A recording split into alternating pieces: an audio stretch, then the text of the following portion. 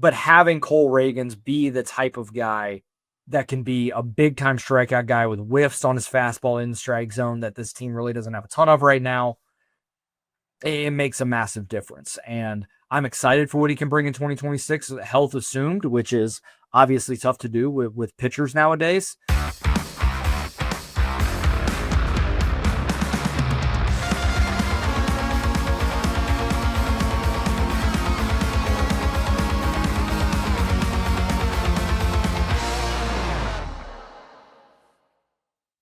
One Royal Way back at it here on Kansas City Sports Network. I'm Joel Penfield. Thank y'all so much for tuning in. Make sure to like, rate, subscribe, review on all platforms. Hit those notification bells so you know when these episodes go live. Only a couple episodes left here in the regular season. If you're watching this on YouTube, you know, at any point, please hit that subscribe button if you have not already. Tell your friends to. I want to get to 900 before the end of the season. And it's going to look weird to stare at 900 instead of 1,000 for basically most of the offseason, but we should be able to hit that early on in 2026. I just want to get to 900 so we're one step closer, and then we'll do some fun stuff that we do when we get to that 1,000 mark. This show, as always, brought to you by Emprise Bank, member FDIC. Our partners in Possible here at Kansas City Sports Network, and on this show, we can't thank them enough for their support over the last couple of seasons. And be sure to check out Kansas City Strength and Conditioning if you have a baseball or softball player in the area that needs a place to train. We're getting into fall ball. It's the best time to get better for the spring of 2026 in high school, travel ball, showcases, whatever it is. KCSC will help get you there. I'm recording this on Thursday around noon. So the first two games of the series against the Angels that the Royals have split, have already happened.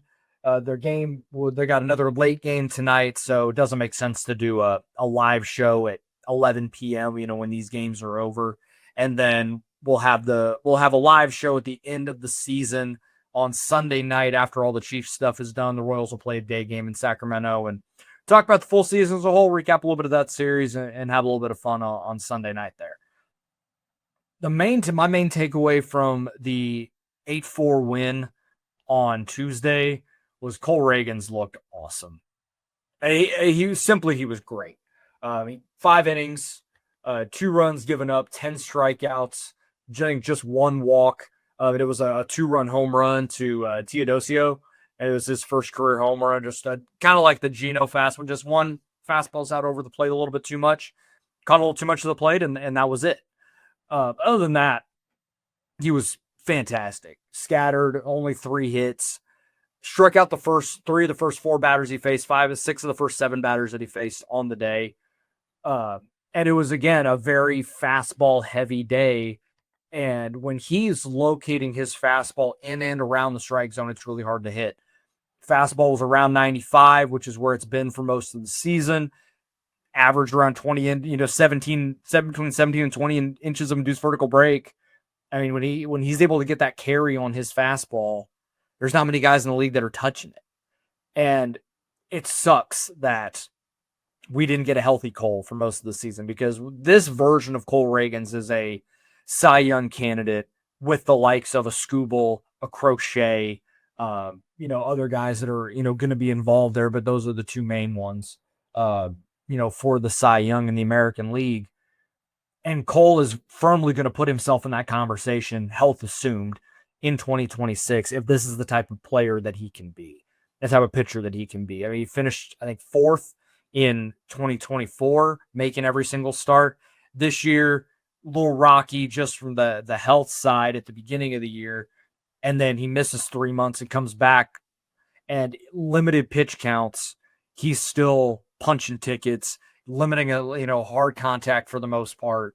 He's limiting walks too, which is the big thing.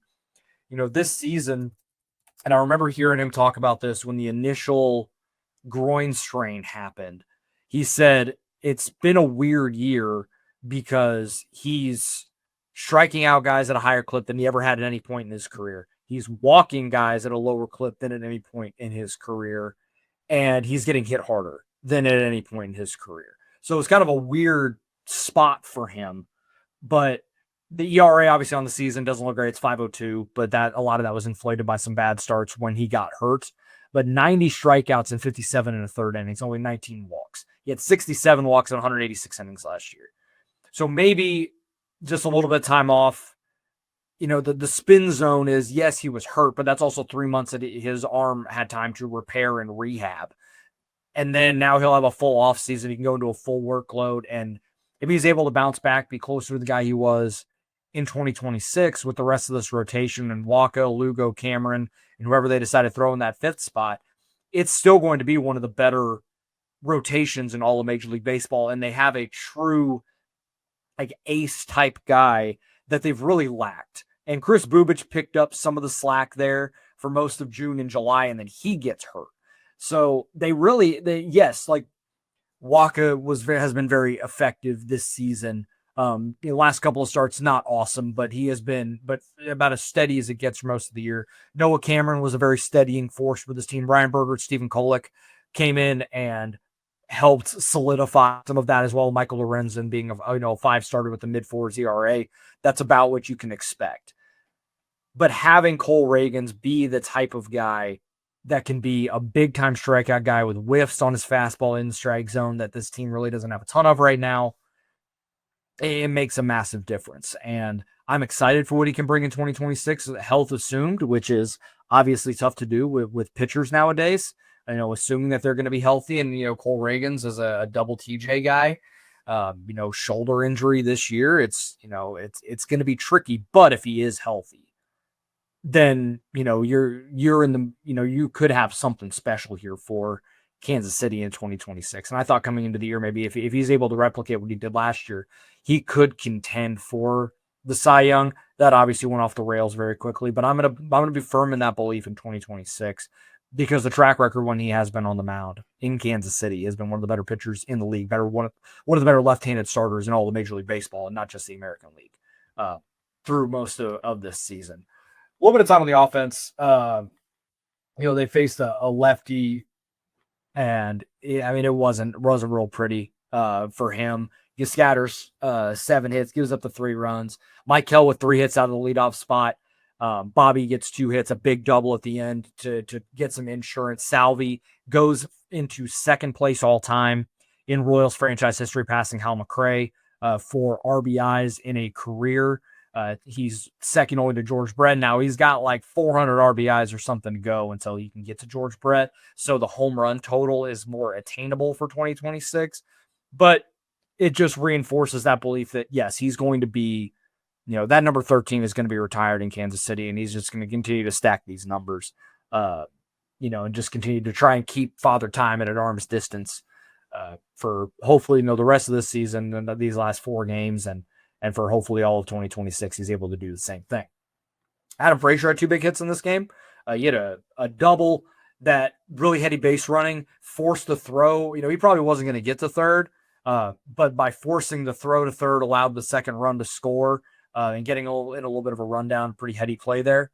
And it was a ball that we haven't really seen him hit a ton of when he's able to really jump on a ball pull side. And it's funny, Ryan Lefebvre was talking about how I could just see Adam Frazier just 3/4 swing and fillet a ball to left center, get a run in, and instead he jumps on a pitch and pulls it into the right center gap and scored both runs. And you could tell it caught him and Jeremy Guthrie completely off guard that was the play there. Carter Jensen continues to hit the ball well. He gets a hit on Saturday, and I'll talk a little bit about that game. I didn't watch a ton of it, admittedly. I was in bed early on Wednesday. And also watching the Mariners Rockies game as well. With the Royals out of it, it made it a little easier for me to tune into a little bit of a different ball game. But a good win to see. Obviously, Reagan setting the tone. You can see what the difference that it makes for that team.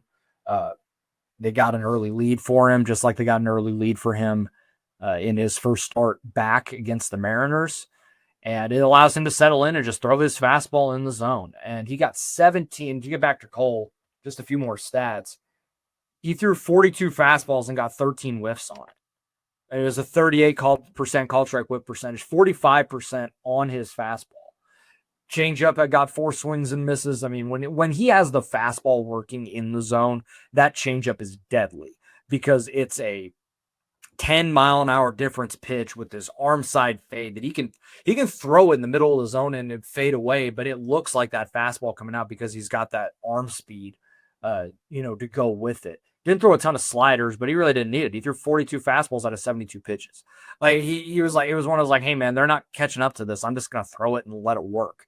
And when that's the case, it makes it pretty darn easy, to have a little bit, that recipe for success. So obviously a good win. Good to see Cole back. He's going to get one more start. I think it'll end up being the last game of the season, which would be, a good way for him to end possibly on a high note and go into 2026 with some momentum and 3 really good starts. So that's the hope there. And we'll see where they end up going from here as well over these next few games. Quick episode today, so I'm going to go ahead and hit a break right now at the 10-minute mark, and we'll be right back. Talk a little bit about the game that happened last night and preview the next couple of games that'll end the season. Looking for tickets for your next event? Tickets for Less is your #1 source. Save big on every purchase when you use promo code KCSN at ticketsforless.com. I'm BJ Kissel, founder and CEO of KC Sports Network. Emprise Bank has been with us from the beginning. They were our first network partner, and they believed in the vision of what we were building from the start. I can't speak to any other banks or companies and how they operate, but I can tell you from personal experience and based on the growth of the network you're listening to right now, that if you have banking needs, call our friends at Emprise Bank. We've worked with so many great people there over the years, from Vicky and Aggie to Andrea, Lori, Jackie, Deb, and Aaron, and not to mention so many others that not just supported KC Sports Network, but supported our KCSN Foundation as well. But the best thing that I know is that if I have a question or a problem, no matter how dumb the question is, I know who I'm going to call and who I'm going to talk to. And I know that I'm getting an answer from someone that I can trust. And I know that person is there to help us. That's why Emprise Bank has always been and continues to be our partner in Possible. And they can be yours too. You just have to reach out. If you have a banking need, whether it's business or personal, hit me up. I will connect you directly with the same people that have helped us build KCSN. And that's our friends at Emprise Bank. What's up, everybody? Benny Heiss with KCSN, betting analyst for Kansas City Sports Network. And Missouri, get ready. The wait is almost over because DraftKings Sportsbook, America's top-rated sportsbook app, is coming soon to the Show Me State. And guess what? You can get started today because new Missouri customers can get $300 in bonus bets once DraftKings Sportsbook launches on December 1st. You can download it now, place a $5 bet once they are live. Guys, DK Sportsbook brings everything you need to really elevate your game day. You got live in-game betting, super fast payouts, endless ways to get in on the action, all right from your phone. And when they are live in Missouri, you're going to be betting with the Sportsbook app trusted by millions. It is safe, secure, fast money withdrawals. That's the place you want to play. So here's what you do. Download the DraftKings Sportsbook app now. Use the code KCSN to grab $300 in bonus bets with just a $5 bet when DraftKings Sportsbook goes live on December 1st. That is code KCSN in partnership with DraftKings Sportsbook. Remember, if you have a gambling problem, call 1-800-GAMBLER. You must be 21 plus, physically present in Missouri. Eligibility restrictions apply. Bonus bets expire 7 days after they're issued. Excludes customers who redeem pre-launch sign-up offer. Terms are available at sportsbook.draftkings.com/promos. What's up, guys? I'm BJ Kissel, founder and CEO of KC Sports Network, and I'm here to talk to Kansas City businesses. If you rely on technology, you need an IT support team that's not just another vendor, but a true IT partner. That's why I want to introduce you to my friend and neighbor, KJ Miller. He is a VCIO at ThrottleNet, the Midwest's highest rated and most reviewed IT support company. They've been in business for more than 25 years, helping companies stay secure, productive, and ahead of the curve. They aren't just IT support, but they provide data security, IT strategy, and cloud software services. They do it all, and their reviews show they do it better than anyone else. So if you want to hear about how ThrottleNet can help your local business, join the conversation with myself, KJ Miller from ThrottleNet, and our resident genius from KC Sports Network when it comes to IT, at least as he's affectionately known by us, Mr. Craig Stout. Click the link in the description to hear how ThrottleNet can help you. Sure to hit that like and subscribe button, everybody. I do appreciate it. We are on the road to 900 subscribers on YouTube. We're getting really close. We're like 894. Really want to get there before the end of the season. So if you would please hit that subscribe button or tell your friends too as well. And calling all Chiefs fans, you can be on the field at the 50 inside GEHA field for the official coin toss at a Chiefs home game this season. Visit Chiefs.com/GEHA now. Enter to win a chance to be on the field for a once-in-a-lifetime view of the pregame coin toss. Plus, you can score other exclusive prizes. Enter for a chance to win at Chiefs.com/GEHA. GEHA is a proud partner of the Kansas City Chiefs. Last night, a little bit of a tougher go, both offensively and defensively. Yusei Kikuchi, I don't think the Royals had a hit until Randall Grichuk's home run there in the 5th inning. That was the first hit that they had all night. Carter Jensen comes up with an RBI single, pinch hitting for Luke Maile.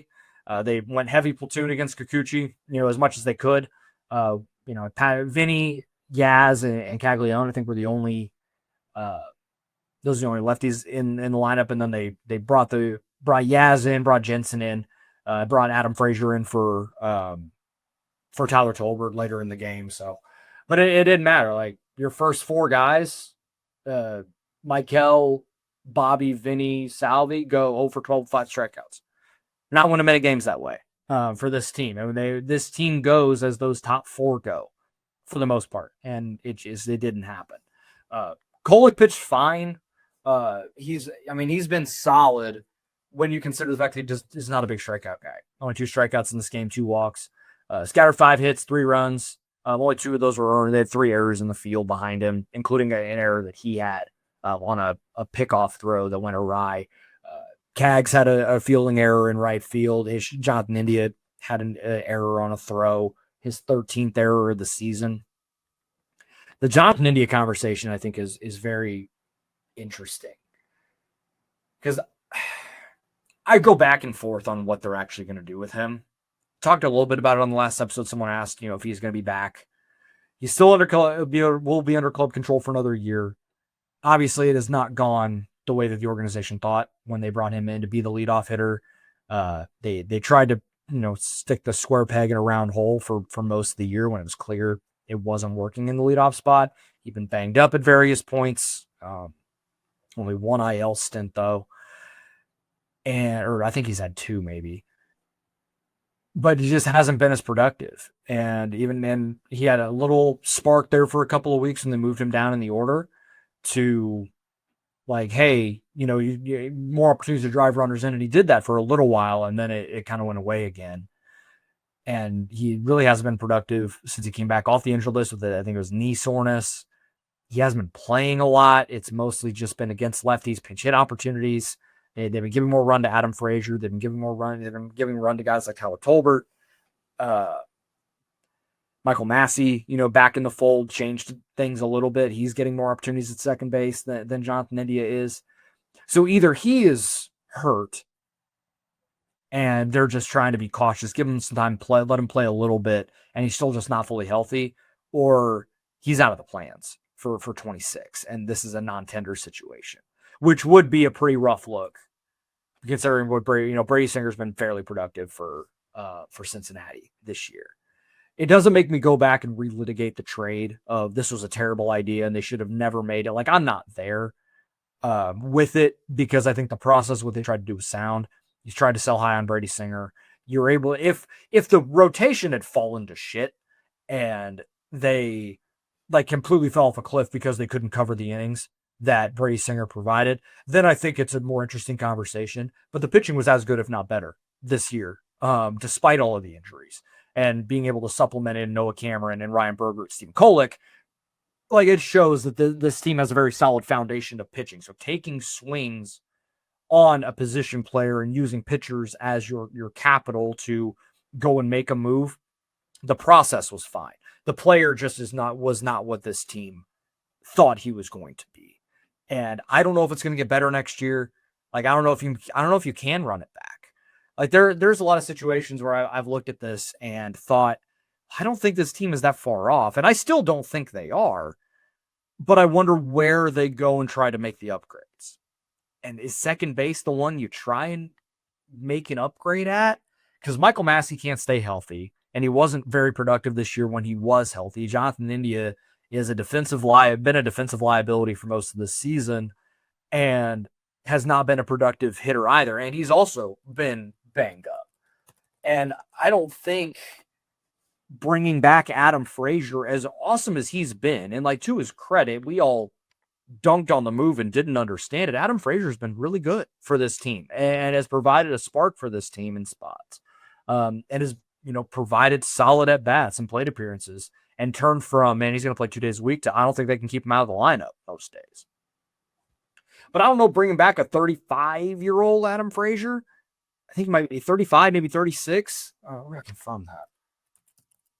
I know he's in his mid-30s. I just want to make sure that I have it correct. He'll be 34 next season. I don't think that's going to be enough. And who knows if he's going to be a league average hitter next year. He's only had a couple of years. He hasn't been above a league average hitter for a full season since 2021. And he's been well below league average for most of the last few years. This year, it's a 102 OPS plus in Kansas City, which is great, but it's 183 plate appearances. We saw what he was over the full season in 2024. I don't know if he's going to be that. And with next season, I don't want to go in with a ton of question marks. This team, as you look back, had way more question marks than we realize. So your second base market is Gleyber Torres, who's made $15 million this past year. Luis Arise, but and yes, like that would be a little bit of a solving the leadoff hitter problem, but he's taken a dip this past year, and he's more of a defensive liability than Jonathan India is. Isaiah Kiner-Falefa is not an everyday big leaguer. Ozzie Albies has a club option, but they are 100% going to pick that up, so he's not going anywhere. There's a club option with Brandon Lau, but he has not been as good as years past, and he's going to be 32.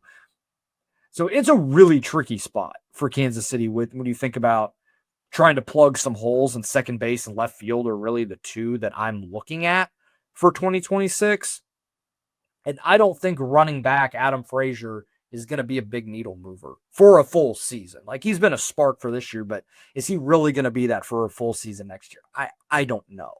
And do you want to make another trade for a second baseman and sell off some real pitching capital to try and microwave a move there? I don't know. But I also don't know if you can run back Jonathan India, Michael Massey, unless it's a strict platoon. But even then, that's a massive question mark in your lineup. And it could look really bad if Carter Jensen over a full season gets exposed a little bit as a rookie, or Jack doesn't take a step forward. Your offense is really, again, just, hey, Michael, Vinny, Bobby, Salvi, save us, please. Like, hey, Bobby, we need you to be MVP mode this year, not just a really awesome player. Hey, Vinny, we kind of need 30 and 100 again. And we need you to be way better with runners and scoring position. Hey, Michael, I know how you took that massive jump. We need that again and maybe more. Hey, Salvi, I know you're 30, 35, 36. Yeah, we need another 150 games out of you. Like, that's going to be really tricky. And they still might need that to get to the playoffs. But I wonder how much they're going to be able to raise the floor of the offense and try and find a little bit more offensively from second base. And I know that's the offensive floor and the offensive barrier to entry for second base is not high. Or for what this team needs, they need more than what they got out of Jonathan India this year. They maybe need more than what they got out of Adam Frazier this year over the course of a full season. If you told me Adam Frazier is going to be a 105 OPS plus guy or a 105 weighted runs created plus guy for a full, then sure, sign me up.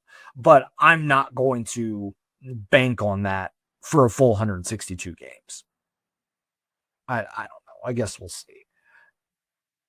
I don't have much else from this game. That was just one of the main things. The error kind of prompted me thinking about where Jonathan India's place in this team is next year, along with him really struggling, and not being real healthy is part of this as well. Game tonight, 8:38, first pitch in Anaheim again. Michael Lorenzen on the mound facing one of his former teams.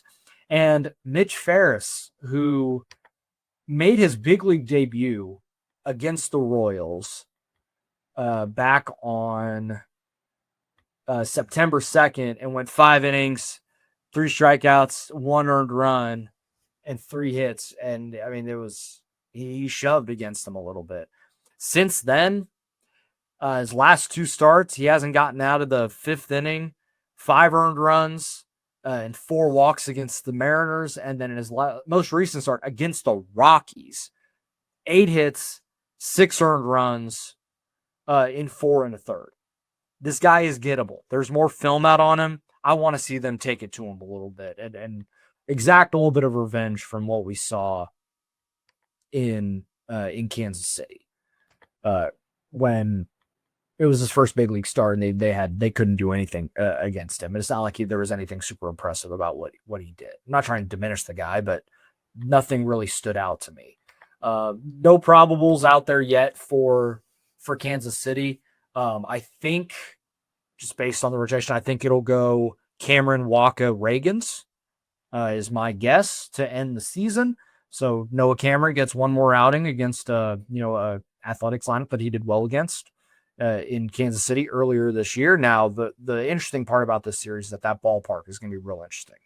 It is a bandbox, and the ball flies a little bit. So if Reagan's go, or any of these guys go out there and they give up like 4 or 5 earned in 5 innings, it's like, well, I mean, think about the ballpark is not near as cavernous as Kauffman Stadium can be at times, or as cavernous as, any pick a ballpark. I mean, they're playing in a minor league stadium in the Pacific Coast League where the ball just flies all over the place, no matter what ballpark you're in. It'd be interesting. I want to see this team fight. Can they get to 81 wins? Can they secure, a 500 record for this season? Can they get to 82 and have an above 500 record? I just want to see them finish strong. And, they've obviously been up and down over the last few weeks, mostly down because they were close to a wild card spot at the beginning of September and they completely fell out of it.